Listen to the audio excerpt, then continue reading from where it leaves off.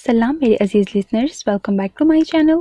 Today I'm gonna start the last episode of the novel Ishq Mein Hari by Ana Ilyas. So let's start. अगले दिन भी उनके दरमियान कोई बात नहीं हुई। पेशी वाले दिन रफ़िया ने अपनी हमसाई को घर ही बुला लिया था।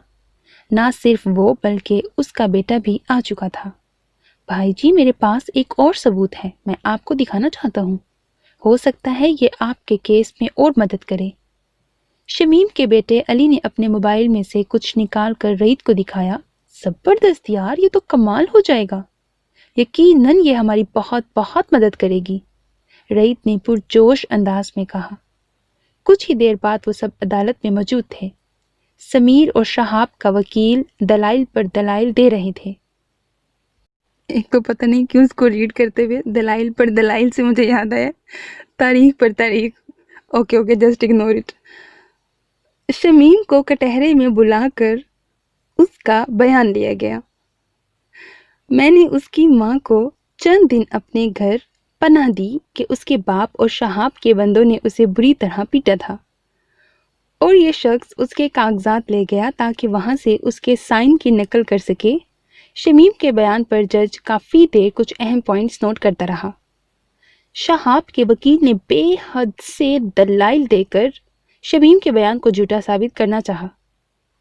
जज साहब, अगर मेरे साथी वकील को यकीन नहीं आ रहा तो मेरे पास आपको दिखाने के लिए एक वीडियो है, जिसके बाद यकीनन आपको भी यकीन आ जाएगा कि इस गुंडे ने जोर ज़बरदस्ती से ये सब किया है। समीर की बात पर सब चौंके, हत्ता के शहाब भी। अली आओ बेटा, समीर ने अली को कटहरे में आने का कहा। अली मोबाइल समेत कटहरे में आया और मोबाइल खोलकर उसमें से एक वीडियो निकालकर समीर को पकड़ाया। समीर ने वो मोबाइल जज को थमाया। अली ने उस दिन के सारे वाक़ये की वीडियो बना ली थी जब शहाब ने मुतैबा और रफ़िया के घर गुंडागर्दी की थी। उसमें हर चीज़ वाज़ेह थी। शहाब के बंदों और फाइक का रफ़िया को मारना पीटना, फिर शहाब का मुतैबा के डॉक्यूमेंट्स वाली फ़ाइल को लेकर जाना। शहाब के वहमो गुमान भी नहीं था कि यूं उसके केस का पासा पलटेगा। वो माथे पर आया पसीना पूंछने लगा। जज ने चंद मिनट केस का फैसला लगाने में लिए। अली को वापस बिठा दिया गया। कुछ ही देर बाद जज ने अपना फैसला सुनाने का ऐलान किया। मुतैबा, रईद, हसन सब दम साधे फैसले के मुंतज़िर थे। मुल्जिम शहाब ने एक नहीं बहुत से जुर्म किए। पहले किसी की बेटी को खरीदने वाला जुर्म, फिर उन्हें मारने पीटने और धमकाने का जुर्म, फिर जाली निकाहनामा बनवाकर अदालत के साथ झूठ बोलने का जुर्म। इस केस के तमाम गवाहान के दलाइल की रोशनी में ये अदालत न सिर्फ शहाब को 7 साल कैद की सज़ा सुनाती है बल्कि भारी जुर्माना भी आयद करती है। जज के फैसले पर मुतैबा, रईद, हसन, शमीम और उनके बेटे ने सुख का सांस लिया। वहीं शहाब के चेहरे का रंग फक हो गया। उसने बेतहाशा पैसा वकील को दिया था, ये कैसे हो सकता था? मगर अल्लाह की लाठी बेआवाज होती है और जब पड़े तो इंसान के सब कस बल निकाल देती है। यही शहाब के साथ हुआ था। वो उसे मामूली केस समझकर डील कर रहा था, मगर ये नहीं जानता था कि अल्लाह इंसानों की पकड़ यूं मामूली चीज़ों से ही करता है। अदालत से बाहर आते ही शमीम और अली, हसन, मुतैबा और रईद से इजाज़त लेकर अपने घर जाने को परतोलने लगे। आपका बहुत बहुत शुक्रिया खाला, मुतैबा ने तशक्कुर आमेज़ लहजे में कहा। केस में आखिरी कील अली की बनाई हुई वीडियो ने ही ठोकी थी। अरे नहीं, तुम मेरी बेटी जैसी हो और बेटियों की इज्जत बचाने के लिए माएँ हर हद तक जाती हैं। शमीम मोहब्बत से उसे अपने साथ लगाकर बोली। नहीं आंटी, आजकल के दौर में जहां अपने खूनी रिश्ते नहीं पूछते, आपका इकदाम काबिल तहसीन है। रईद ने भी उन्हें सराहा। बहुत शुक्रिया बेटे, घर आना कभी रफ़िया को लेकर। वो निकलते वक्त उनसे घर आने का वादा लेकर चली गई। उनके जाते ही रईद समीर की जानिब मुड़ा। थैंक्स बडी, उससे मुसाफिहा करते मोहब्बत से उसे गले लगाया। बेअकल इंसान, तेरा काम मेरा ही काम था। समीर ने उसे घिरका। भाभी, आप लोग घर चक्कर लगाइएगा किसी दिन मेरी तरफ। रईद के बाद वो मुतैबा की जानिब मुड़ा। इंशाल्लाह भाई, ज़रूर। मुतैबा ने चेहरे पर नरम सा तासुर देते हुए कहा। अंकल, आपकी कब की फ़्लाइट है? سمیر اب حسن سے مخاطب ہوا، بس اسی اتوار کی ہے، 4 دن رہ گئے ہیں۔ معاملہ نپٹ چکا تھا، لہٰذا حسن واپس دبئی جانے کا سوچ رہے تھے۔ رات میں ہی ٹکٹ کروا آئے تھے۔ انہیں امید تھی کہ اسی پیشی پر کیس کا فیصلہ ہو جائے گا، اور اللہ نے ان کی امید نہیں توڑی تھی۔ ویسے بھی ان کے NGOs والے کام کا خرچ ہو رہا تھا۔ رئیس سے مشورہ کر کے واپسی کی ٹکٹ کروا لے تھے۔ بس ٹھیک ہے، کل ہی آپ سب ڈنر پر مجھے جوائن کریں۔ سمیر نے وہیں کھڑے کھڑے پروگرام ترتیب دیا۔ چل ٹھیک ہے، گھر چل کر دیکھتے ہیں، پھر شام تک تجھے کنفرم کر دیں گے۔ رئیس نے اس کی بات کا مان رکھتے ہوئے کہا۔ چلو ٹھیک ہے۔ سمیر مطمئن سا اپنی گاڑی کی جانب پلٹ گیا۔ متعبہ، حسن اور رئیس اپنی گاڑی کی جانب چل پڑے۔ سارا راستہ وہ کیس کو ہی ڈسکس کرتے جا رہے تھے۔ گھر سے تھوڑے ہی فاصلے پر تھے کہ رئیس کے موبائل پر سلمان کی کال آئی۔ ہیلو، رئیس نے عام سے انداز میں ہیلو کہا۔ بھائی جی، بھابھی جی کی امی کو پتہ نہیں کیا ہو گیا ہے، تھوڑی دیر پہلے نوافل پڑھ رہی تھیں، میں چائے دینے کمرے میں گیا تو وہ فرش پر اوندھی لیٹی نظر آئیں اور ناک سے خون بہہ رہا تھا۔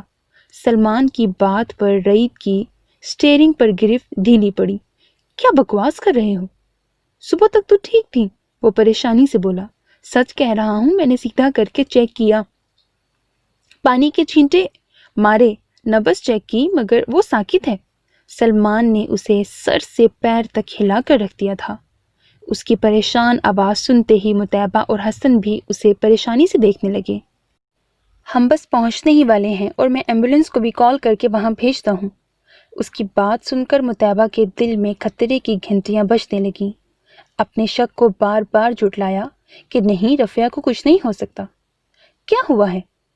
متعبہ میں تو کچھ پوچھنے کی ہمت نہیں تھی۔ حسن نے ہی اس کی سوچ کو الفاظ دیے۔ اماں کی طبیعت ٹھیک نہیں ہے، ماتھے کی شکنیں اس کے اضطراب کو ظاہر کر رہی تھیں۔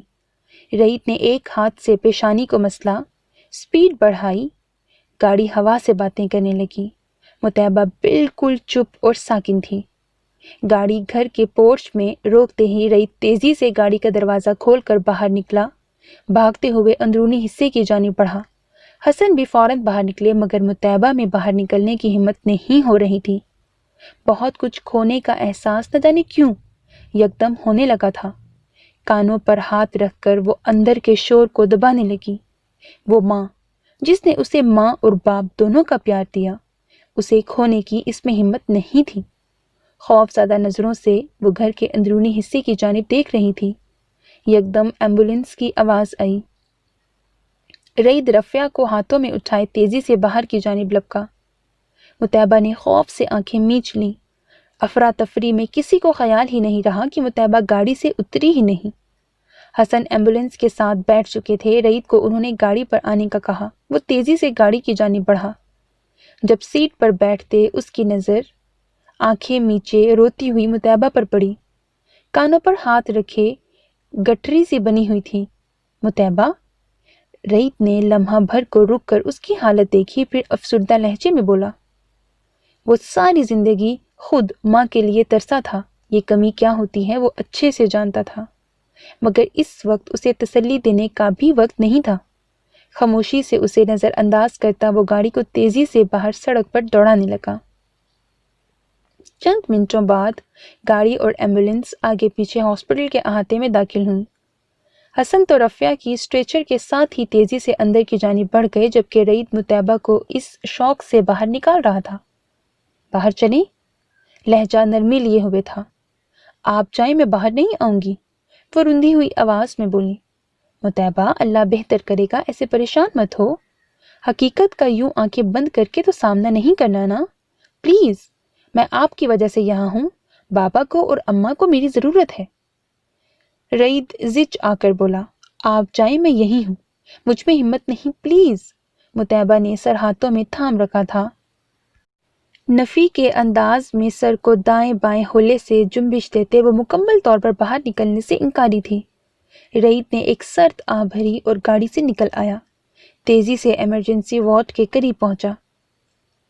ہم پمپ کرنے کی کوشش کرتے ہیں لیکن کوئی خاص امید نہیں ہے کیونکہ برین کی رگیں پھٹ گئی ہیں۔ کچھ بھی نہیں کہا جا سکتا کہ زندگی کا کوئی چانس ہے یا نہیں۔ ڈاکٹر نے حسن کے کندھے کو تپتپاتے کچھ بھی نہیں چھپایا۔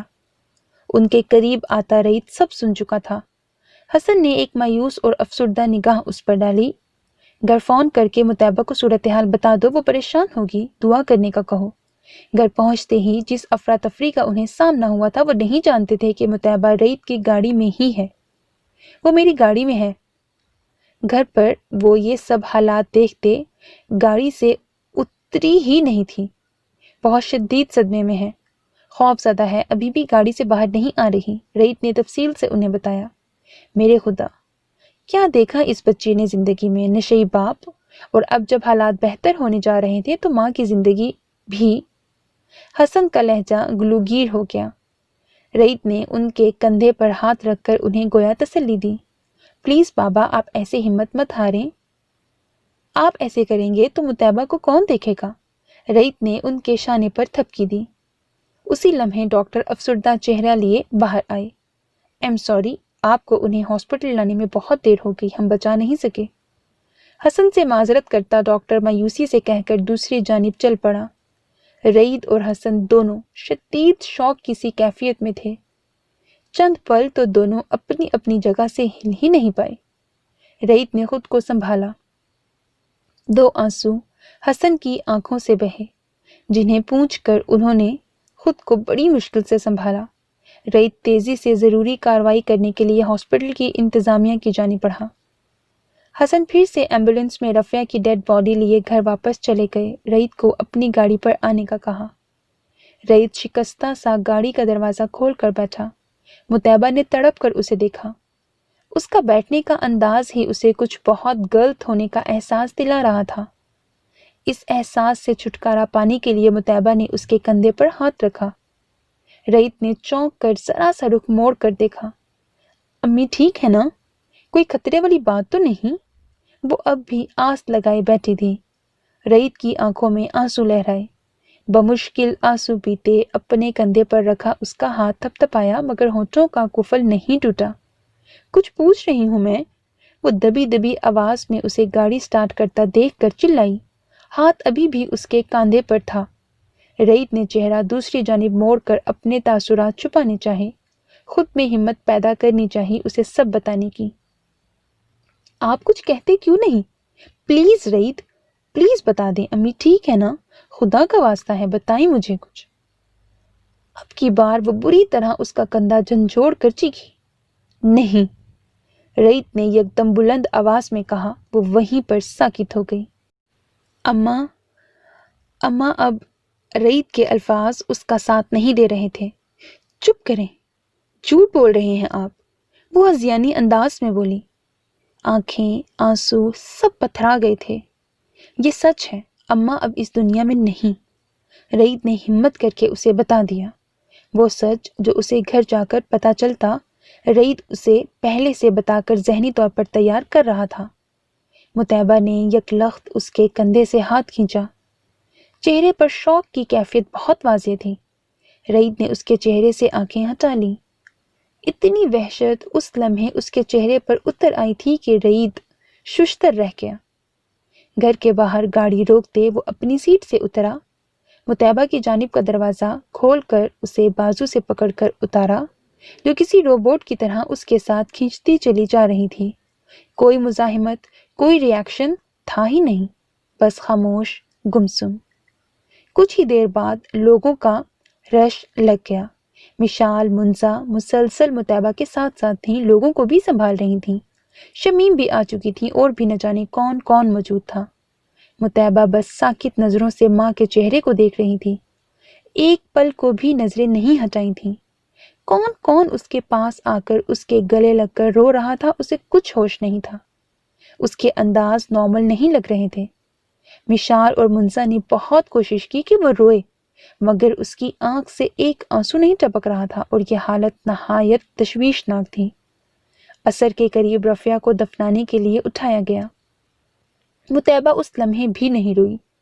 اس کے وجود میں کوئی جنبش ہی نہیں ہو رہی تھی۔ دوپٹہ ڈھلک کر کہاں جا رہا تھا، اس نے ایک بار بھی ہاتھ بڑھا کر ٹھیک نہیں کیا تھا۔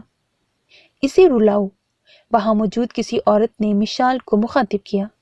متعبہ پلیز یار، رو لو، دل کا غبار ہلکا کر لو۔ مشال نے اسے خود میں بھیجا، مگر وہ ٹس سے مس نہ ہوئی۔ منزا نے بھی اپنی سی کوشش کر لی۔ لوگوں کو کھانا دے کر جیسے ہی وہ لوگ فارغ ہوئیں، مرد جنازہ پڑھ کر واپس آ چکے تھے۔ مشال نے سلمان سے کہا کہ رعیت کو باہر مردوں میں سے بلا کر لائے۔ مشال اور منزا مطیبہ کو اس کے کمرے میں لے کر جا چکی تھیں۔ مطیبہ، آنٹی ابھی اس دنیا میں نہیں ہے، وہ تمہارے پاس نہیں ہے۔ مطیبہ، تم سن رہی ہو؟ جس لمحے رعیت اندر آیا، منزا پھر سے اسے رلانے کی اپنی سی کوشش کر رہی تھی، مگر وہ ویسے ہی بت بنی بیٹھی تھی۔ ہم کب سے اسے رلانے کی کوشش کر رہے ہیں، مگر یہ ذرا سا بھی نہیں روئی، اور یہ کنڈیشن اس کے لیے ٹھیک نہیں ہے۔ کوئی ڈاکٹر بلائیں۔ مشال نے اندر آتے رعیت کو دیکھ کر تمام صورتحال بتائی۔ رعیت نے ایک اچٹتی سی نگاہ مطیبہ کے بے پرواہ حلیے پر ڈالی۔ نہیں، میں دیکھتا ہوں۔ وہ آگے بڑھ کر اس کے سامنے بیڈ پر بیٹھا۔ مطیبہ کے ہاتھ تھام کر اس کی جانب دیکھا جو سامنے کسی غیر مرئی نقطے کو گھور رہی تھی۔ رعیت کے ہاتھ تھامنے پر بھی وہ ویسے ہی بیٹھی رہی۔ مشال اور منزا ایک جانب کھڑی ہو گئیں۔ مطیبہ، اماں اب اس دنیا میں نہیں، اور اس حقیقت کو آپ کو فیس کرنا پڑے گا۔ جتنی جلدی کر لو بہتر ہے۔ رعیت نے بے تاثر اور قدرے سخت لہجہ اپنا کر کہا جو اس کی شخصیت کا خاصا نہیں تھا۔ مطیبہ اس کی بات پر بغیر کوئی رد عمل دیے ویسے ہی بیٹھی رہی۔ رعیت نے اسے کندھوں سے پکڑ کر زور سے جھنجھوڑا۔ آواز آ رہی ہے میری؟ اب کی بار اس کی آواز مزید بلند ہوئی۔ آپ اکیلی ہو اب، نہ آپ کا باپ ہے نہ آپ کی ماں، بالکل اکیلی رہ گئی ہو۔ رعیت نے پھر سے اسے زور زور سے جھنجھوڑا۔ یکدم مطیبہ کی نظریں رعیت کے چہرے پر ٹکیں جو غصے اور دکھ سے اس کی جانب دیکھ رہا تھا۔ اماں نہیں رہی، انہیں میں ان ہاتھوں سے قبر میں اتار کر آیا ہوں، دیکھو میرے ہاتھ۔ رعیت نے سخت لہجے میں اپنے ہاتھ اس کے سامنے کیے۔ مطیبہ اس کے ہاتھ تھام کر ان پر چہرہ رکھ کر یکدم پھوٹ پھوٹ کر رو دی۔ تینوں نے سکھ کا سانس لیا۔ رعیت نے ہاتھ کھینچ کر اسے خود میں سمو لیا۔ نم آنکھیں لیے وہ کچھ نہ بولا، بس اتنا جان گیا تھا کہ وہ اس کے لیے خاص ہے، اور خاص رشتوں اور لوگوں کے سامنے ہی ہم اپنا آپ کھول کر رکھ دیتے ہیں۔ ہر اجنبی کے سامنے ہم اپنے دکھوں پر نہیں روتے۔ چند خاص رشتے اور لوگ ہوتے ہیں جن کے سامنے روتے ہمیں کوئی سوچ، کوئی سبکی محسوس نہیں ہوتی، بس ان کے سامنے دل کا ہر درد رکھ دینا ہوتا ہے۔ مطیبہ کے پاس بھی اب جو خاص رشتہ تھا وہ رعیت تھا۔ جو کسی کے سامنے نہ روئی، وہ اس کے سامنے بکھر بکھر گئی کہ رعیت کو پھر اسے سنبھالنا مشکل ہو گیا۔ نیکسٹ سین۔ ایک ہفتہ ہو گیا تھا رفیہ کی وفات کو۔ آہستہ آہستہ لوگوں کا آنا جانا کم ہو گیا۔ حسن بھی مہمانداری کی وجہ سے اور کچھ مطیبہ کی دل جوئی کی خاطر رکے ہوئے تھے۔ شام میں رعیت کے آفس سے آنے کے بعد حسن اور رعیت کو شام کی چائے دینے کے بعد مطیبہ اپنے کمرے میں کسی کام سے گئی جب حسن نے اپنی واپسی کا ذکر چھیڑ دیا۔ میں سوچ رہا ہوں کہ اس ویکینڈ واپس چلا جاؤں۔ حسن نے رعیت کی جانب منتظر نگاہوں سے دیکھا۔ جی بابا، جیسے آپ کو ٹھیک لگے، رعیت نے خالی کپ سینٹر ٹیبل پر رکھ کر کہا۔ ابھی مطیبہ سے اس نکاح کے حوالے سے بات کرنا مناسب نہیں لگتا۔ میں چند دنوں کے بعد پھر آؤں گا تو ہم مل بیٹھ کر کوئی حل نکالیں گے۔ حسن کی بات پر رعیت نے ایک نظر انہیں دیکھا۔ مطیبہ بھی باہر آ چکی تھی۔ کہاں جانے کی بات کر رہے ہیں؟ مطیبہ نے ان کا آخری جملہ سن لیا تھا۔ بیٹے، بس کام کی کچھ مصروفیت ہے، لہٰذا مجھے واپس جانا ہوگا۔ حسن کی بات پر اس نے ایک خاموش نگاہ حسن اور پھر رعیت پر ڈالی جو اسی کی جانب متوجہ تھا۔ آپ یہاں آ کر اپنا کام نہیں کر سکتے؟ این جی اوز تو یہاں بھی کام کرتے ہیں۔ مطیبہ کی بات پر وہ ہولے سے مسکرائے۔ ہاں، اب یہی سوچ رہا ہوں۔ ان کی بات پر رعیت نے چونک کر حسن کی جانب دیکھا۔ یہ بات انہوں نے اب تک کبھی رعیت سے ڈسکس نہیں کی تھی۔ جس بہو کا نکاح ختم کروانے کی باتیں کر رہے تھے اسے اپنا ہمراز بنا رہے ہیں۔ رعیت اس بات پر دل ہی دل میں حیران ہوا۔ بس اس ویکینڈ پر تو واپس جاؤں گا، پھر کوشش کروں گا کہ اسی سال یہاں واپس آ جاؤں۔ اب وہ اپنی اگلی پلاننگ بھی اسے بتا رہے تھے۔ رعیت نے بھویں اچکا کر ان کی جانب دیکھا۔ ہاں نا، اکیلے وہاں کیسے رہتے ہوں گے؟ مجھے تو یہی سوچ سوچ کر ٹینشن ہوتی ہے۔ مطیبہ کے انداز پر رعیت مزید بھونچکا کر رہ گیا۔ شوہر کا پتہ نہیں سسر صاحب کے لیے اتنی فکر مندی۔ بس بیٹا، اللہ وقت گزار ہی دیتا ہے، کبھی اچھا گزرتا ہے اور کبھی برا، انہوں نے ایک سرد آہ بھر کر کہا۔ مطیبہ بھی ماں کو یاد کر کے غمزدہ ہوئی۔ چلو آؤ واک پر چلتے ہیں، مطیبہ کو اشارہ کرتے وہ اٹھ کھڑے ہوئے۔ رعیت کو اپنا یوں نظر انداز کیا جانا بری طرح کھولا۔ مجھے بھی اجازت ہے یا پھر میں آپ دونوں کی جانب سے نہ ہی سمجھوں؟ رعیت نے لطیف سا طنز کیا۔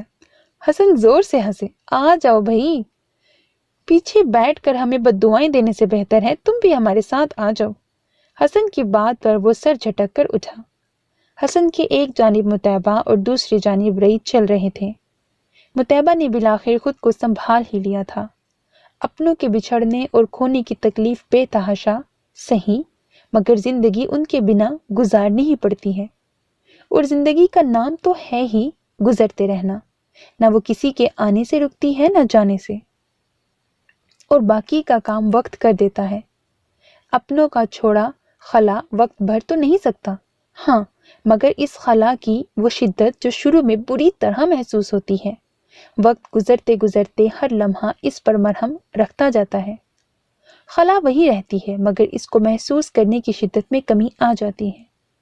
مطیبہ نے اب زندگی میں آگے بڑھنا تھا، اپنی زندگی کے بہت سے اہم فیصلے کرنے تھے، اس کے لیے اسے خود کو سنبھالنا تھا، اور اس تگ و دو میں وہ کامیاب ہو گئی تھی۔ بس اب اسے حسن کے جانے کا انتظار تھا تاکہ وہ زیادہ پرسکون انداز میں اپنا فیصلہ کر سکے۔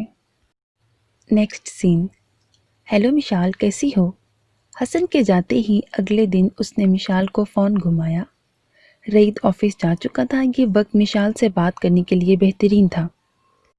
بالکل ٹھیک، تم سناؤ کیسی ہو، کیا کر رہی ہو آج کل؟ مشال محبت سے بولی۔ میں بھی ٹھیک، تم سے ایک ضروری بات کرنی تھی، مگر پہلے وعدہ کرو کہ بابا یا رعیت دونوں میں سے کسی کو تم اس بات کی ہوا تک نہیں لگنے دو گی۔ مطیبہ نے رازداری کی شرط رکھی۔ ایسی کیا بات ہوئی ہے؟ اب تم کہیں شہاب کے بندوں نے تو تنگ نہیں کیا تمہیں؟ مشال سب کچھ جان چکی تھی، فکر مندی سے بولی۔ ارے نہیں، اس طرف سے تو سکون ہی سکون ہے، مطیبہ نے اسے تسلی دلائی۔ پھر ایسی کیا بات ہے کہ تم ان دونوں سے چھپانے کا کہہ رہی ہو؟ مشال نے الجھ کر پوچھا۔ پہلے تم وعدہ کرو۔ مطیبہ کی سوئی وہیں اٹکی ہوئی تھی۔ نیکسٹ سین۔ ہیلو۔ رعیت اپنے موبائل پر انجان نمبر دیکھ کر پہلے تو چونکا، پھر کچھ سوچ کر فون اٹھا لیا۔ ہیلو رعیت بیٹا، میں شمیم بات کر رہی ہوں۔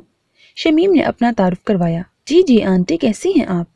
رعیت نے کیس کے دنوں میں شمیم آنٹی کو اپنا نمبر دیا تھا، ان دنوں تو ضرورت نہیں پڑی، مگر آج انہوں نے نہ جانے کیوں اسے فون کیا تھا۔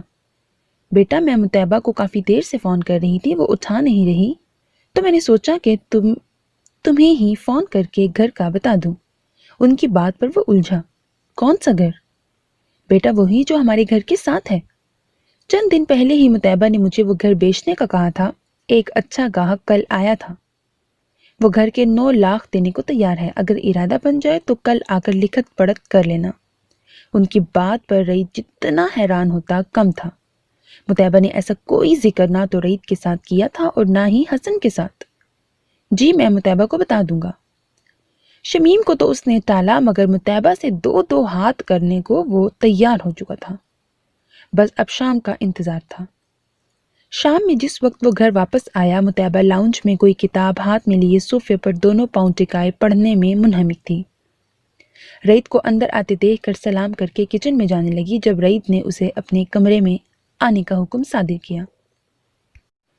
پرسوچ انداز میں وہ اس کے پیچھے آئی، دروازہ ہولے سے نوک کیا۔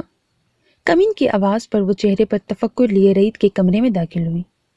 رعیت سامنے ہی بیڈ پر وائٹ شرٹ اور بلیک پینٹ میں سلیوز کو کوہنیوں تک موڑے، چہرے پر سخت تاثرات سمیت اس کی آمد کا منتظر تھا۔ بیٹھیں۔ کمرے میں موجود صوفے کی جانب اشارہ کیا۔ مطیبہ خاموشی سے بیٹھ گئی۔ آپ نے شمیم آنٹی کو اپنا گھر بیچنے کا کیوں کہا؟ رعیت بغیر کسی تمہید کے اس سے باز پرس کرنے لگا۔ میں اگر آپ کے گھر میں رہتی ہوں، اس کا مطلب یہ نہیں کہ اپنے ہر فعل کی آپ کے سامنے جواب دے ہوں۔ مطیبہ نے چند پل سوچ کر سرد لہجے میں جواب دیا۔ آپ میری بیوی ہیں اور ہر بیوی اپنے شوہر کے سامنے جواب دہ ہوتی ہے۔ رعید نے اسے گھورا۔ میں آپ کی بیوی نہیں منکوہا ہوں، اور وہ بھی مجبوری کی۔ مجھے اپنی آئندہ زندگی کے لیے بہت کچھ سوچنا ہے۔ ساری زندگی آپ کے در پر پڑی نہیں رہوں گی، اسی لیے مجھے کچھ پیسوں کی ضرورت تھی اور میں نے وہ گھر بیچنے کا کہا۔ اس سے زیادہ بتانے کی میں پابند نہیں۔ متعبہ کے کورے جواب پر وہ گنگ رہ گیا۔ کیا بات ہے آپ کی؟ فی الحال آپ میرے گھر اور میری چار دیواری میں رہتے ہوئے میری پابند ہیں۔ آپ کو پیسے چاہیے تھے، آپ مجھے بتاتی، مگر یوں گھر بیچنے کی تپ نہیں تھی۔ اور چلیں، اگر بیچ لیا ہے تو وہ ویسے ہی آپ اپنے اکاؤنٹ میں رقم جمع کر لیں۔ آپ کی جتنی ضرورت ہے اس کے لیے میں آپ کو پیسے دے دیتا ہوں۔ رعید کی بات پر اس کا دل کیا اسے جھنجھوڑ کر رکھ دے۔ وہ کیوں اسے اپنے احسانوں تلے دبا کر رکھنا چاہتا تھا؟ مجھے آپ کے پیسوں کی ضرورت نہیں، پڑھی لکھی ہوں، جاب کر سکتی ہوں، اور بہت جلد میں ایسا کروں گی۔ میں مزید اس گھر میں نہیں رہ سکتی، جتنا آپ کو تنگ کرنا تھا کر لیا میں نے۔ میرے خیال میں اب ہمارے راستے الگ الگ ہیں۔ وہ جو اس موضوع پر اس سے دو بدو بات نہیں کرنا چاہتی تھی، رعید کی وہی رٹ دیکھ کر کچھ سوچتی اسے آگاہ کرنے لگی۔ مگر میرے خیال میں ایسا نہیں ہے۔ آپ کو جتنا وقت چاہیے اس رشتے کو قبول کرنے کے لیے آپ لے لیں، مگر میں آپ کو اپنی زندگی سے ہرگز بھی بے دخل نہیں کروں گا۔ رعید نے اپنا فیصلہ سنایا۔ مگر میں دوسری بیوی بن کر نہیں رہنا چاہتی۔ مجھے آپ اپنا پابند کر رہے ہیں۔ آپ نے کیا مجھے بتانے کی ضرورت محسوس کی کہ آپ کی پہلے سے ایک بیوی ہے؟ میں غاصب نہیں ہوں۔ آپ کا یہ احسان ساری زندگی یاد رکھوں گی جو آپ نے مجھ پر کیا، مگر میں کسی کا حق نہیں مار سکتی۔ آخر وہ زبان پر شکوہ لے آئی۔ وہ سب ایسے نہیں ہے جیسے آپ سمجھ رہی ہو۔ اگر ٹھنڈے دماغ سے بات سنو گی تو میں سب حقیقت بتا دوں گا، لیکن پہلے اپنے دماغ سے یہ احسان والا بھوت تو اتارو۔ رعید بھی کچھ فیصلہ کر کے اسے ٹوک گیا۔ احسان نہیں تو پھر کیا ہے ہمارے بیچ؟ متعبہ غصے سے بولی۔ محبت۔ رعید نے ایک ہی لفظ میں جواب دے کر بات ہی ختم کر دی۔ ہاں، متعبہ نے کندھے اچکا کر نفی میں سر ہلایا۔ میرے خیال میں آپ کے لیے اتنا کچھ میں نے احسان کے چکروں میں نہیں کیا، اور نہ ہی کوئی کر سکتا ہے۔ ہاں، مگر جو ایک جذبہ اس سب کے پیچھے ہے وہ محبت ہے۔ میں بہتر انداز میں یہ اعتراف کرنا چاہتا تھا، لیکن لگتا ہے میری طرح آپ کو بھی نارمل چیزیں پسند نہیں ہیں، تو یہ اب نارمل اعتراف ہی صحیح۔ رعید کا مسکراتا لہجہ اسے اور غصہ دلا گیا۔ کسی کے ساتھ چند دن رہ لینے سے محبت نہیں ہوتی، اس طرح تو ہمیں جانوروں سے بھی محبت اور انسیت ہو جاتی ہے۔ متعبہ نے اپنی جانب سے بہت پائیدار جواز ڈھونڈا۔ بالکل ہوتی ہے، مگر انسان اور جانور کی محبت اور اس کے تقاضے الگ ہوتے ہیں۔ رعید کی زو معنی بات پر متعبہ کا دل دھڑکا۔ لیکن میں اس سب کو نہیں مانتی، پلیز۔ میں مزید آپ کے ساتھ نہیں رہ سکتی، متعبہ نے بے چارگی سے کہا، اور میں بھی آپ کو نہیں چھوڑ سکتا۔ یہاں سے نکل کر کہاں جائیں گی؟ رعید کی بات پر وہ استہزائیہ مسکرائی۔ دیکھا، ہمدردی کے تعلق کو آپ محبت کا نام دے رہے ہیں۔ یہی سوچ رہے ہیں کہ میں اکیلی اور لاوارث ہوں، اسی لیے آپ مجھے چھوڑ نہیں سکتے۔ آپ مجبور ہیں مجھے ساتھ رکھنے میں۔ وہ اس کی بات کو کوئی اور ہی رنگ دے گئی۔ آپ کی اس خود ساختہ انا کا کچھ نہیں کیا جا سکتا۔ میں زبردستی کرنے والوں میں سے نہیں، مگر مجھے لگتا ہے کہ آپ سیدھی بات سمجھتی ہی نہیں ہیں۔ خیر، اس پر پھر کسی دن تفصیل سے بات کریں گے۔ فی الحال آپ کو اگر گھر بیچنے کی دھن سوار ہو ہی چکی ہے تو اسے بیچ کر اپنے اکاؤنٹ میں پیسے جمع کریں اور یہ چیک رکھیں۔ اس سے زیادہ بھی چاہیے ہوں تو بنا کسی جھجک کے کہہ دینا۔ اس کی باتیں ہوا میں اڑاتے رعید نے 2 لاکھ کا چیک کاٹ کر دیا اور ٹھنڈے دماغ سے اس رشتے کو سوچیں۔ اس کی حقیقتوں کو جانیں تو یقین کریں آپ کو ہر چیز صحیح لگے گی، اور شاید میری محبت پر یقین بھی آ جائے۔ رعید اپنی جگہ سے اٹھ کر اس کے قریب آیا، چیک اس کے پاس پڑی ٹیبل پر رکھ کر مڑا اور واش روم میں چلا گیا۔ متعبہ نے ایک غصیلی نگاہ اس کی پشت پر ڈالی۔ جیسے ہی وہ واش روم میں بند ہوا، متعبہ نے چیک اٹھا کر اس کی رائٹنگ ٹیبل کی دراز میں رکھا اور انتہائی طیش کے عالم میں اس کے کمرے سے باہر نکلی۔ 2 دن بڑے پرسکون گزرے۔ رعید کا یہی خیال تھا کہ متعبہ کو بات سمجھ آ گئی ہے اور اب وہ واویلا نہیں کرے گی، لہٰذا وہ بھی ریلیکس ہو گیا۔ اس دن وہ جلدی واپس آ گیا۔ خیال یہی تھا کہ متعبہ کو باہر کہیں گھمانے لے جائے گا۔ اور کچھ شاپنگ وغیرہ کروا دے گا۔ گھر آتے ہی وہ لاؤنج اور کچن میں نظر نہیں آئی کیونکہ عموماً وہ کچن میں ہی ہوتی تھی۔ سلمان جوس بناؤ، رئیت نے اونچی آواز میں کہا۔ خیال یہی تھا کہ وہ شاید اپنے کمرے میں ہو اور اس کی آواز سن کر باہر آ جائے۔ جی بھائی جی، سلمان بوتل کے جن کی طرح کچن کے دروازے میں جھلک دکھا کر واپس مڑ گیا۔ رئیت کپڑے بدلنے کمرے میں گیا۔ واش روم سے باہر آتے ایک چٹ اسے اپنی ٹیبل پر پڑی نظر آئی۔ آگے بڑھ کر اسے کھولا تو وہ ایک خط تھا۔ میں نے بہت سوچا مگر ہر بار مجھے یہی لگا کہ ہمارا رشتہ چل نہیں پائے گا۔ مجھے نہیں معلوم آپ کی پہلی بیوی کون ہے، آپ کو تو اس کے جذبات کا احساس نہیں، ہاں مگر میں کسی معصوم کی بد دعائیں نہیں سمیٹ سکتی۔ پتہ نہیں آپ کی فیملی میں سے کسی نے بھی مجھے یہ کیوں نہیں بتایا کہ آپ پہلے سے شادی شدہ ہیں۔ اس سب ڈرامے کے پیچھے کیا وجہ تھی، مجھے اب تک اس کی سمجھ نہیں آئی۔ آپ طلاق کے پیپرز سمیر بھائی کو دے دیجیے گا، میں ان سے لے لوں گی، مگر اب میں دوبارہ کبھی آپ کے سامنے نہیں آنا چاہتی۔ کاش مجھے پہلے پتا ہوتا کہ میں کسی کے دوسرے نکاح کا حصہ بن رہی ہوں تو یہ کبھی نہ ہونے دیتی۔ آپ کے جو بھی ایشوز ہیں اپنی بیوی سے حل کر لیں اور اسی کے ساتھ زندگی گزاریں۔ یہ صرف ایک وقتی جذبہ ہے جو آپ کو میرے لیے محسوس ہو رہا ہے۔ میں منظر سے غائب ہو گئی ہوں۔ چند دن بعد جس کشش کو آپ محبت کا نام دے رہے ہیں وہ بھی ختم ہو جائے گی۔ اللہ حافظ۔ مطیبہ کے خط کو پڑھ کر رئیت نے بے بسی کے احساس سے ہاتھ بالوں میں پھیرا۔ فوراً فون اٹھا کر اس کا نمبر ڈائل کیا جو کہ بند تھا۔ رئیت نے غصے میں موبائل بیڈ پر پھینکا۔ اسی اثنا میں سلمان جوس کا گلاس لے کر آ گیا۔ مطیبہ کس وقت گھر سے گئی تھی؟ رئیت کو سمجھ نہ آیا کیسے سلمان سے پوچھے۔ سر جی وہ تو آپ کے آفس جانے کے کچھ دیر بعد ہی چلی گئی تھی، سلمان نے گلاس ٹیبل پر رکھتے ہوئے عام سے لہجے میں کہا۔ پر وہ کسی کزن کے گھر گئی ہیں، ایک چھوٹا سا بیگ تھا ہاتھ میں، پر کہہ رہی تھی ابھی کچھ دن وہیں رہوں گی، شاید 2-3 ہفتوں تک۔ مگر جب بی بی برکتیں نے ان کے کمرے کی صفائی کی اور ان کے کپڑے استری کر کے الماری میں رکھے تو کہنے لگیں 2 سوٹوں کے علاوہ بھابھی اپنے سب کپڑے یہیں چھوڑ گئی ہیں۔ سلمان کے تفصیلی جواب پر وہ ہاتھ میں تھاما کاغذ مٹھی میں سختی سے بند کر گیا۔ مطیبہ پر سخت غصہ آ رہا تھا۔ ٹھیک ہے تم جاؤ۔ ہاں وہ ابھی کچھ دن وہیں رہے گی، اس کی کسی رشتہ دار کی طبیعت ٹھیک نہیں ہے۔ رئیت نے جلدی سے سلمان کو ٹالا۔ اچھا، وہ سر ہلا کر باہر چلا گیا۔ مطیبہ کیا بے وقوفی کر رہی ہو، مجھے کچھ کہنے کا موقع تو دیتی۔ وہ اس کے ہیولے سے مخاطب ہوا۔ یکدم کچھ یاد آنے پر منزا کو فون کیا۔ ہیلو جی بھائی کیسے ہیں، مطیبہ کیسی ہے؟ اس کے پہلے سوال پر ہی رئیت مایوس ہوا۔ اس کا مطلب تھا کہ وہ شمس کے گھر نہیں تھی۔ ہاں ہم ٹھیک ہیں، سوچا بہت دنوں سے تم سے بات نہیں ہوئی تو آج فون کر لوں۔ رئیت نے بات بنائی۔ پھر چند باتیں کرنے کے بعد شمیم کو فون ملایا۔ وہاں بھی وہی حالات تھے، وہ بھی لا علم تھیں۔ رئیت نے کچھ سوچ کر مشال کو فون ملایا۔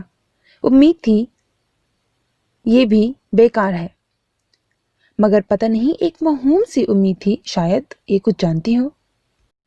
پھر خیال آیا کہ اگر اسے معلوم ہوتا تو یہ ضرور بتاتی۔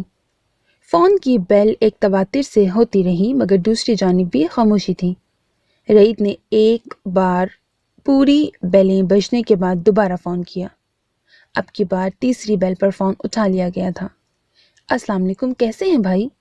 مشال نے بے حد سنبھل کر فون اٹھایا تھا۔ سامنے بیٹھی مطیبہ کو گھورا جو لاپرواہی سے بیٹھی ہوئی تھی۔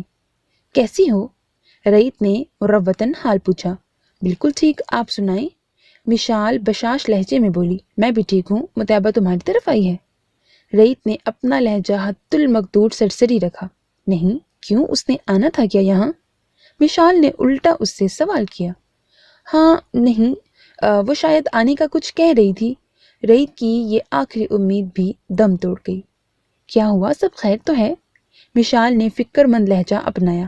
ہاں ہاں، اچھا کوئی آ گیا ہے، میں بعد میں کال کرتا ہوں۔ رئیت نے فوراً بات بنا کر فون بند کیا۔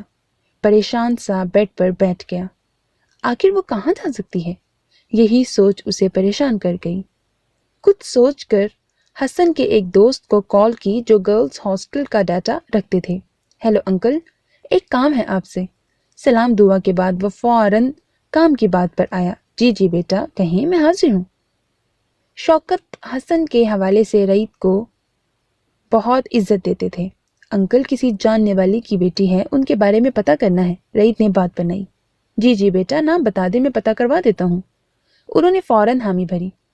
رعیت کی شرافت سے وہ اچھی طرح سے واقف تھے، اسی لیے انہیں کسی قسم کی غلط بات کا شک نہیں تھا۔ رعیت نے مطیبہ کا نام درج کروایا۔ ٹھیک ہے، مجھے 2 دن دو، میں پتہ کروا دیتا ہوں، انہوں نے فوراً حامی بھری۔ جی جی انکل، ضرور، رعیت نے شکریہ ادا کرتے ہوئے کہا۔ اپنا خیال رکھیے گا، اللہ حافظ۔ رعیت نے فون بند کیا۔ ڈھونڈ تو میں تمہیں نکالوں گا۔ رعیت کے چہرے پر سختی در آئی۔ تمہیں شرم نہیں آئی؟ بھائی اتنے پریشان لگ رہے تھے۔ مشال نے فون بند ہوتے ہی مطیبہ کو لتاڑا۔ ظاہر ہے حسن انکل اور باقی سب پوچھیں گے تو وہ انہیں کیا جواب دیں گے؟ یہ پریشانی تو بندے کو آتی ہی ہے۔ مطیبہ نے پروں پر پانی نہیں پڑنے دیا۔ رعیت بھائی، پتہ نہیں تم جیسی بے حس سے کیوں محبت کر بیٹھے؟ مشال نے ایک بار پھر اسے غصے سے گھورا۔ تم ان حالات سے نہیں گزری ہو جن سے میں گزری ہوں۔ ایک بالکل انجان شخص سے تمہارا نکاح کسی مجبوری کی وجہ سے کر دیا جائے تو مجھے بتاؤ، کیا تم اس نکاح کی خوبصورتی کو محسوس کر پاؤ گی؟ مطیبہ صوفے سے اٹھ کر اس کے سامنے بیڈ پر بیٹھتے ہوئے بولی۔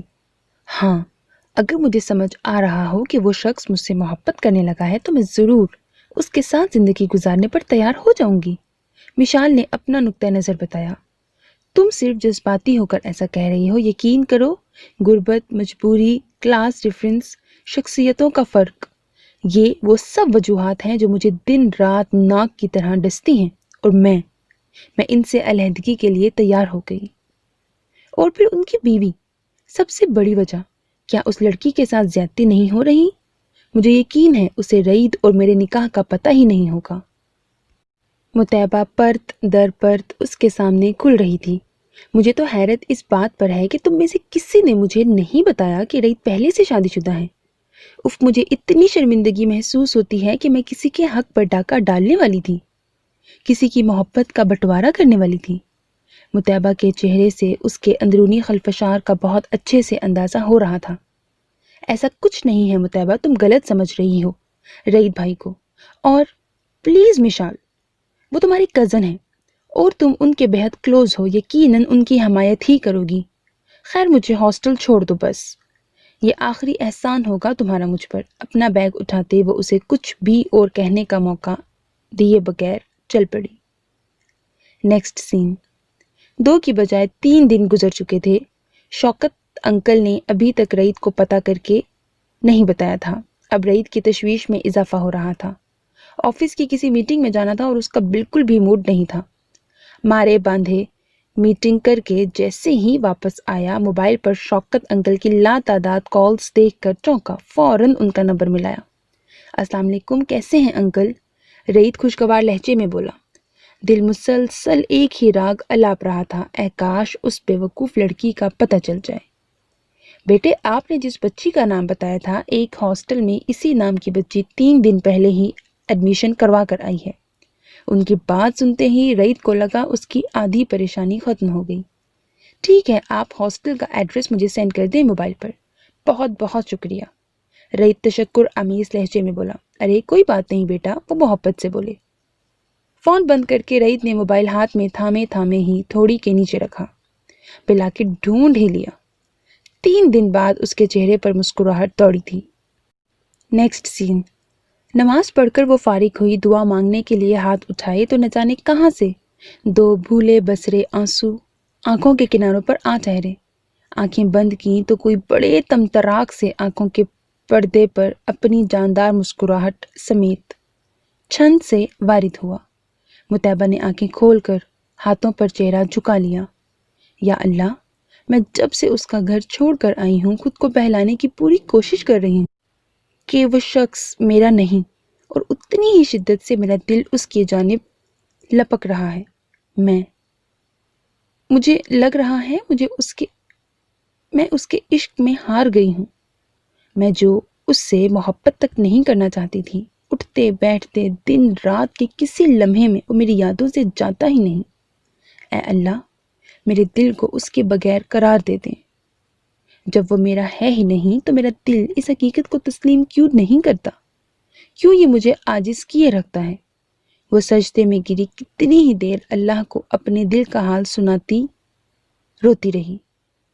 وہ اسی حالت میں نہ جانے اور کتنی دیر رہتی جب اس کے کمرے کا دروازہ نوک ہوا۔ مطیبہ آنسو صاف کرتی جلدی سے جے نماز سے اٹھی۔ آ جاؤ، بھرائی آواز میں اندر آنے کا کہا۔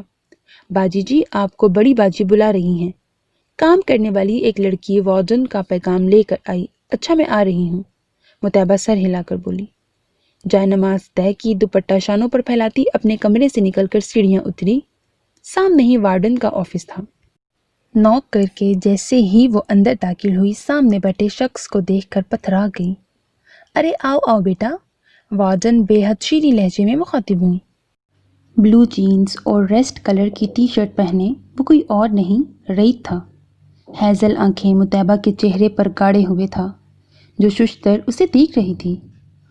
اپنی متحوش حالت کا احساس ہوتے ہی جلدی سے نظریں اس پر سے پھیری۔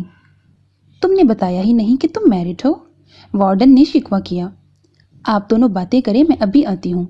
وارڈن کو ان دونوں کے انداز کچھ عجیب سے لگے۔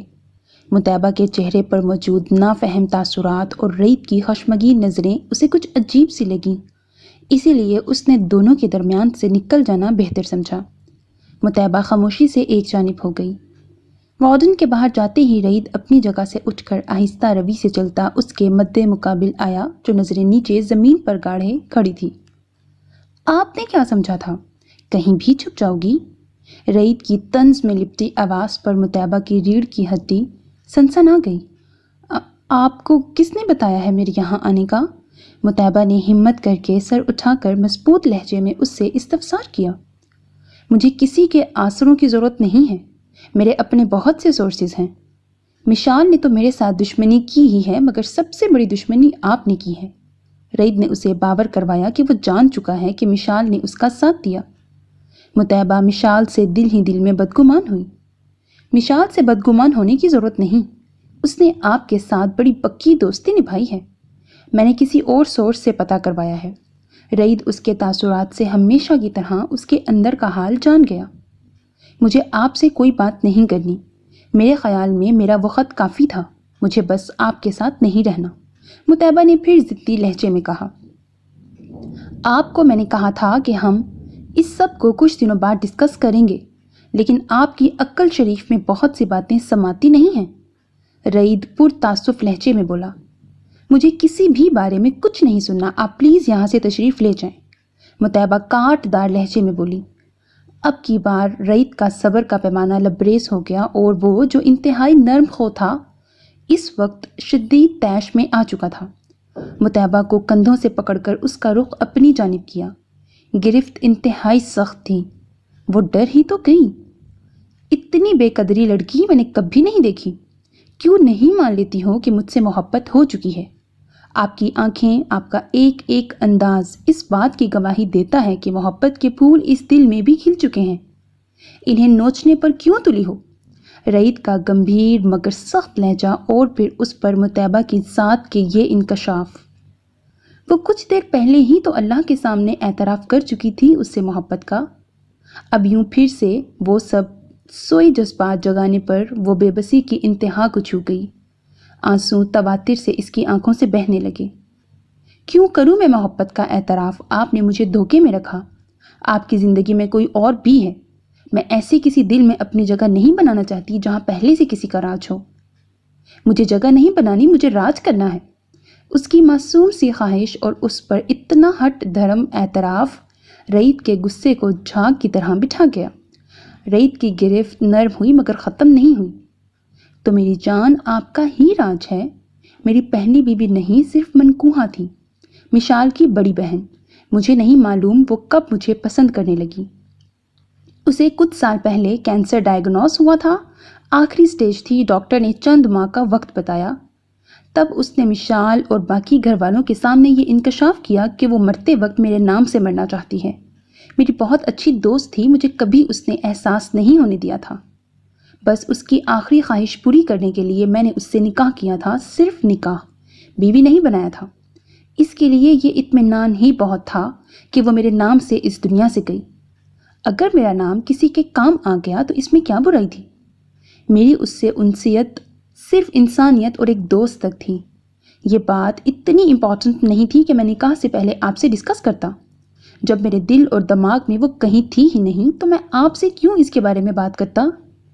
رئیت نے آخر کار اس حقیقت پر سے پردہ اٹھا ہی دیا تھا جو مطیبہ کو بے چین کیے ہوئے تھی۔ میری پہلی اور آخری بیوی صرف آپ ہو اور رہو گی۔ رئیت نے اپنی محبت پاش نظریں اس کے چہرے کے ایک ایک نقش پر اٹکائیں۔ اور اگر یہ ہمدردی کا بخار بعد میں بھی رہا تو کیا آپ نکاح کرتے ہی جائیں گے؟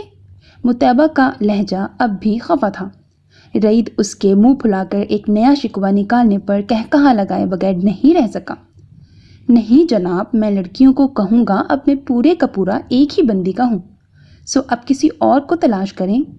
یار، سب لڑکیوں میں جیلسی کا یہ مادہ اسی طرح کوٹ کوٹ کر بھرا ہوتا ہے۔ رئیت نفی میں سر ہلاتے بمشکل مسکراہٹ روک کر بولا، آپ کو کیا پتا مجھے یہ بات کتنی بری طرح کھل رہی تھی کہ ایک تو مجبوری میں مجھ سے نکاح ہوا، وہ بھی دوسرا، اور اس پر محبت کا اعتراف بھی دھڑلے سے ہو رہا ہے۔ مطیبہ کی باتیں رئیت کو مسلسل مسکراتے رہنے پر مجبور کر رہی تھیں۔ پہلی بار تو وہ اپنے دل کی باتیں کر رہی تھی۔ رئیت کا بس نہیں چل رہا تھا کہ کتنی محبتیں اس پر نچھاور کر دیتا۔ محبت سے اسے خود میں سمویا۔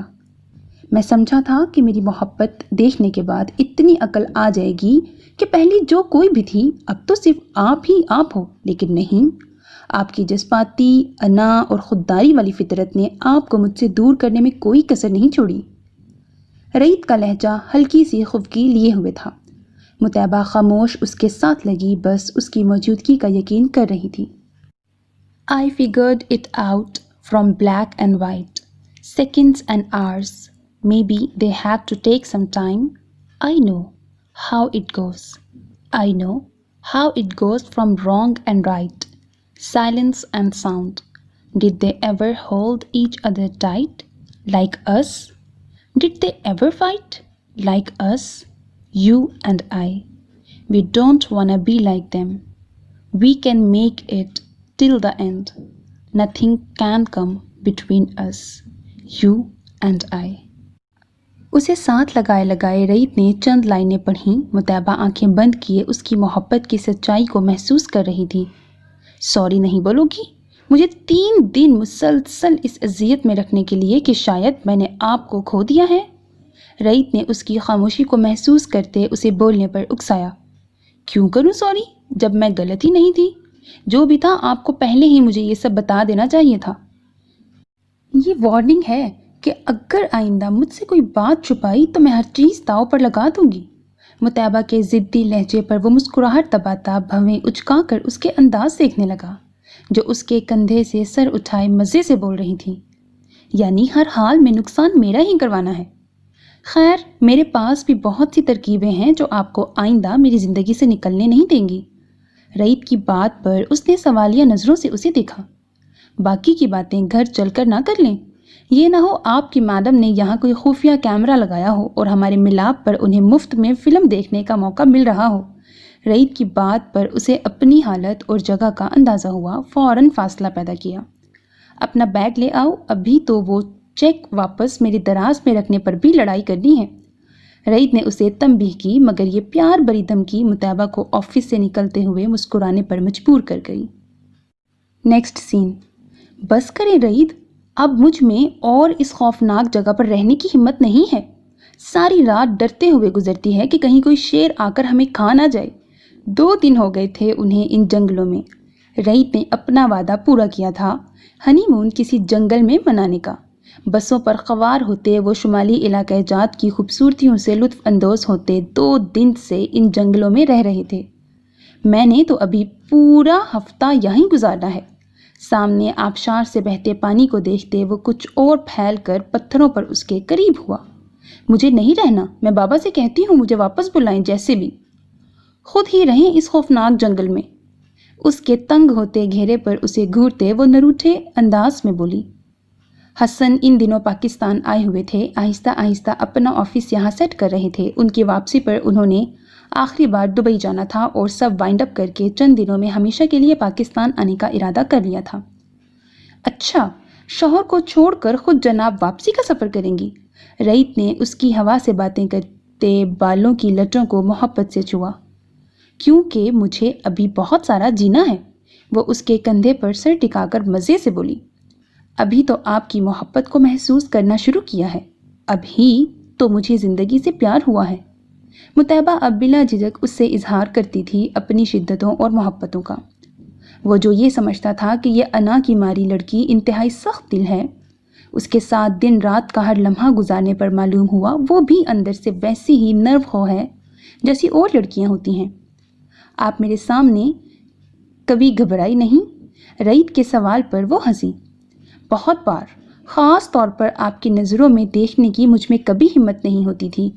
آپ کی نظریں اتنا شور مچاتی ہیں اور ایسے دیکھتی ہیں جیسے اندر باہر کے سب راز جان لیں گی۔ مطیبہ کھوئے ہوئے انداز میں بولتی جا رہی تھی۔ کیا اب بھی؟ رعیت کے سوال پر اس نے لمحہ بھر کو اس کی نظروں میں دیکھا۔ اب تو اور بھی زیادہ تنگ کرتی ہیں، مطیبہ سر جھکاتے بولی۔ اچھا اب بتائیں، ہم کل جا رہے ہیں نا یہاں سے؟ مطیبہ نے پھر سے بات وہیں سے شروع کی۔ اچھا یار، چلے جائیں گے، لیکن جاب شاپ والا سین واپسی پر نہیں ہوگا۔ رعیت کی بات پر وہ برا سا منہ بنا کر رہ گئی۔ آپ کی ہی کمپنی جوائن کر لوں گی، وہ لجاجت بھرے انداز میں بولی۔ آفس سے آنے کے بعد کی ساری کمپنی میری آپ کے لیے ہی ہوتی ہے، وہی انجوائے کریں۔ رعیت پھر سے شوق لہجے میں بولا۔ اوفو، مطیبہ کا جاب کرنے کا دل تھا اور رعیت اسے کرنے نہیں دے رہا تھا۔ کوئی پتہ نہیں تھا جاب ملنے کے بعد اپنے خرچے پانی کے پیسے رعیت کو نہ دینے لگ جاتی۔ ابھی اسے اس خودداری کے خول سے باہر آنے کے لیے کچھ وقت چاہیے تھا اور رعیت کو یہ وقت بہت سوچ سمجھ کر گزارنا تھا کہ اس کی یہ عادت ختم بھی ہو مگر اس سب میں اسے ٹھیس نہ پہنچے۔ میرے بچے آ جائیں گے نا آپ کو کمپنی دینے، بس کچھ دیر صبر کر لیں۔ رعیت کو پھر سے پٹری سے اترتے دیکھ کر مطیبہ کا دل کیا اپنا سر پیٹ لے۔ وہ اپنی محبت سے اسے اتنا زج کرتا تھا کہ دھونس جمائے بنا وہ اپنی ہر بات منوا لیتا تھا، اور یہی اہمیت اور محبت مطیبہ کو اس کی ہر بات پر سر جھکا دینے پر مجبور کر دیتی تھی۔ مرد کا جو روپ اب اس نے رعیت کی صورت میں دیکھا تھا وہ اسے حیران کرنے کے ساتھ ساتھ مطیبہ کو معتبر بناتا تھا۔ پھر وہ کیسے اس پیارے شخص کا دل دکھاتی، اور اسے اب کبھی اس کا دل دکھانا بھی نہیں تھا، جہاں صرف اس کا ہی راج تھا۔ ختم شد۔ آج میری ایک بہت ہی پیاری سی لسنر مہوش انصاری کا برتھ ڈے ہے، so happy birth day Mehwish, جنم دن کی ڈھیر ساری شبھ کامنائیں، ہمیشہ خوش رہو، سدا مسکراتی رہو، سدا سہاگن رہو، پر سہاگ آنے کے بعد تو خوش رہیں ہمیشہ dear. Happy birth day again. وہ الگ بات ہے کہ ایک اور سال پرانی ہو گئی تیری الٹ جوانی۔ اور لاسٹ میں آپ کو، جیسا کہ آپ نے ریکویسٹ کی تھی کہ کوئی موٹیویشنل غزل میں آپ کو ڈیڈیکیٹ کروں، تو مجھے بچپن سے ہی جو ایک غزل بڑا اچھی لگتی ہے، بڑا اچھی نہیں، بڑی اچھی لگتی ہے، تو میں آپ کو وہ سناتی ہوں، امید ہے آپ کو پسند آئے گی، اور اس میں ایک ہڈن میسج بھی ہے۔ تسکین نہ ہو جس سے وہ راز بدل ڈالو، جو راز نہ رکھ پائے وہ ہم راز بدل ڈالو، پرسوز دلوں کو جو مسکان نہ دے پائے، سر ہی نہ ملے جس سے وہ سانس بدل ڈالو۔ تم نے بھی سنی ہوگی بڑی عام کہاوت ہے، تم نے بھی سنی ہوگی بڑی عام کہاوت ہے، انجام کا ہو خطرہ آغاز بدل ڈالو۔